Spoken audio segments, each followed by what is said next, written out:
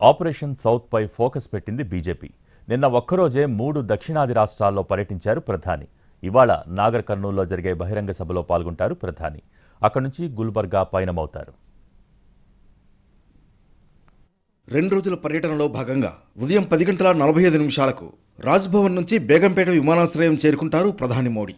అక్కడి నుంచి నాగర్ కర్నూలు వెడతారు. 11:45 నుంచి 12:45 వరకు నాగర్ కర్నూల్లో మోడీ బహిరంగ సభ జరుగుతుంది. 1 గంటకు నాగర్ కర్నూలు నుంచి గుల్బర్గా వెడతారు మోడీ. మొన్న హోంమంత్రి అమిత్ షా నగరంలో పర్యటించగా 10 రోజుల వ్యవధిలోనే ప్రధాని మోడీ రెండోసారి తెలంగాణలో పర్యటిస్తున్నారు. మోడీ పర్యటన సందర్భంగా నగర ఓటర్లను ఆకట్టుకునేందుకు బీజేపీ రోడ్ షోలు నిర్వహిస్తోంది. ప్రజలందరూ బీజేపీతోనే ఉన్నారని, మోడీ హ్యాట్రిక్ సాధిస్తారని బలంగా విశ్వసిస్తోంది. సౌత్లో వీలైనన్ని ఎంపీ సీట్లు సాధించాలన్న లక్ష్యంతో అడుగులేస్తోంది బీజేపీ. ఇప్పటికే ఏపీలో టీడీపీ జనసేనతో కలిసి పోటీ చేస్తోంది. తెలంగాణలో తమకు తగిన బలముందని, దీనికి తోడు మోడీ చరిష్మా కూడా తోడవడంతో అధిక స్థానాల్లో గెలుస్తామంటున్నారు బీజేపీ నేతలు.